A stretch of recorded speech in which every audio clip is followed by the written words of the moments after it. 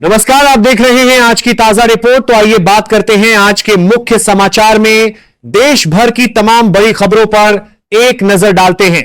आज के इस बुलेटिन में हम जानेंगे राजनीति, सरकारी योजनाओं में बड़े बदलाव को बैंकिंग, सड़क और रेलवे, मौसम, अंतरराष्ट्रीय घटनाक्रम और विकास से जुड़ी अहम अपडेट्स। तो बिना समय गंवाए शुरुआत करते हैं आज की पहली बड़ी खबर से। उससे पहले आप इस वीडियो का हिस्सा बन रहे हैं तो इसको लाइक करके चैनल को सब्सक्राइब करें और कमेंट में अपना शहर और राज्य का नाम, भविष्य बताएं। राहुल गांधी जा सकते हैं जेल, बड़ी मुश्किलें। हाथरस मानहानि मामले में राहुल गांधी को नोटिस जारी हुआ है। हाथरस में बुधवार शाम 4 बजे कांग्रेस नेता राहुल गांधी के खिलाफ मानहानि मामले में कोर्ट ने नोटिस जारी किया है। एडीजे पंचम की अदालत ने यह नोटिस रिवीजन याचिका पर सुनवाई करते हुए जारी किया। इस मामले की अगली सुनवाई 11 अगस्त को होगी। यह अमेरिका रूसी तेल खरीदने वाले देशों पर कार्रवाई की तैयारी। संसद में बिल पेश। 5 देश निशाने पर अमेरिका ने रूस से तेल खरीदने वाले देशों पर शिकंजा कसने की तैयारी शुरू कर दी है। अमेरिकी सीनेट में रूस पर प्रतिबंधों से जुड़ा एक संशोधित बिल पेश किया गया है। इसमें रूस से तेल और गैस खरीदने वाले देशों पर 100% तक टैरिफ लगाने का प्रस्ताव रखा गया है। इथेनॉल पर नितिन गडकरी का बड़ा बयान। 2004 से पेट्रोल में इथेनॉल मिल रहा, गाड़ियों को नुकसान का कोई सबूत नहीं। देश में E20 पेट्रोल, इथेनॉल, माइलेज और गाड़ियों पर इसके असर को लेकर लगातार सवाल उठ रहे हैं। उन्होंने कहा कि इथेनॉल से गाड़ियां खराब होने का कोई प्रमाण नहीं है। अगर इसके कारण किसी की गाड़ी या वाहन खराब हो जाता है तो कंपनियां उसके स्पेयर पार्ट को फ्री में बदलेंगे। यह सरकार और कंपनी की गारंटी है। साथ ही उन्होंने बताया कि वैकल्पिक ईंधन से देश का तेल आयात कम होगा, प्रदूषण घटेगा और किसानों की आय बढ़ेगी।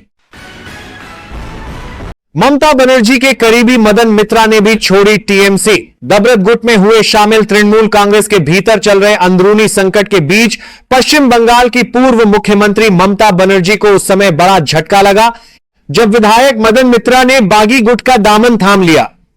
ममता के हार के बाद लगातार सांसद और विधायकों का इस्तीफा का दौर जारी है और लगातार ममता बनर्जी की पार्टी से लोग अलविदा कह रहे हैं। जल्द जाएगी।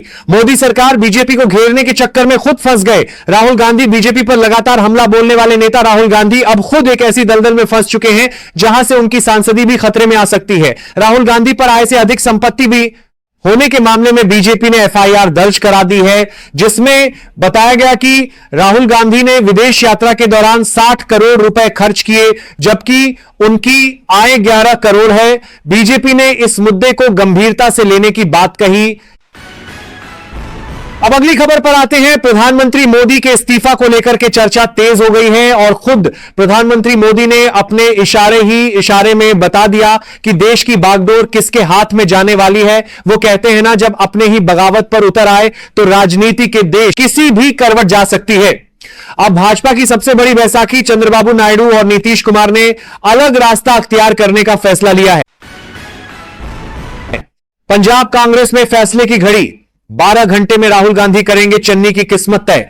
पिछले कुछ दिनों में राहुल गांधी ने कर्नाटक, केरल और तमिलनाडु को लेकर जिस तरह के फैसले लिए हैं, लगता है कि पंजाब को लेकर भी वो सख्त रुख अपनाएंगे और पंजाब में चन्नी जैसे नेताओं से उसी तरह निपटेंगे। और जो कांग्रेस में बगावत की खबरें चर्चा में हैं, उन पर विस्तार से चर्चा होगी और आगामी विधानसभा चुनाव पर मंथन होगा। मणिपुर में असम राइफल्स कैंप पर भीड़ का हमला, 3 वाहन फूंके। तलाशी अभियान के बाद भड़की हिंसा। मणिपुर के सेनापति जिले में तलाशी अभियान के बाद हिंसा भड़क गई। मंगलवार रात एक भीड़ ने असम राइफल्स के कैंप पर पथराव कर तोड़फोड़ की और सुरक्षा बलों के 3 वाहनों में आग लगा दी। असम राइफल्स ने बताया कि अभियान के बाद भड़की हिंसा खुफिया सूचना के आधार पर चलाया गया था। मणिपुर पुलिस और सीआरपीएफ ने मौके पर पहुंचकर हालात को संभाला। राम मंदिर मामले में सिट आज सौंप सकती है अंतिम जांच रिपोर्ट। पहली रिपोर्ट में 40 दिन में 70 बार चोरी का हो चुका खुलासा। राम मंदिर चढ़ावा चोरी प्रकरण में विशेष जांच दल की अंतिम रिपोर्ट शासन को सौंपी जा सकती है। जांच में दान प्रबंधन, सुरक्षा व्यवस्था, खरीद प्रक्रिया और नियुक्तियों में कई गंभीर अनियमितताएं सामने आई हैं। चोरी की घटनाओं के संबंध में सीसीटीवी, साक्ष्य और अन्य दस्तावेजों के आधार पर आगे की कार्रवाई की तैयारी है। रूस पर यूक्रेन का बड़ा ड्रोन हमला, युद्ध फिर तेज।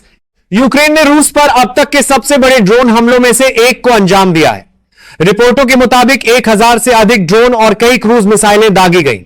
यूक्रेनी राष्ट्रपति वोलोदिमीर जेलेंस्की ने कहा कि यदि यूक्रेन पर हमले जारी रहे तो रूस को भी इसकी भारी कीमत चुकानी पड़ेगी। इस घटनाक्रम के बाद दोनों देशों के बीच तनाव और बढ़ गया है।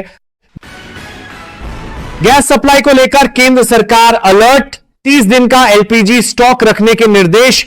पश्चिम एशिया में बढ़ते तनाव और हॉर्मुज जलडमरू मध्य से जुड़ी अनिश्चितताओं के बीच केंद्र सरकार ने देश की ऊर्जा सुरक्षा को लेकर बड़ा कदम उठाया है।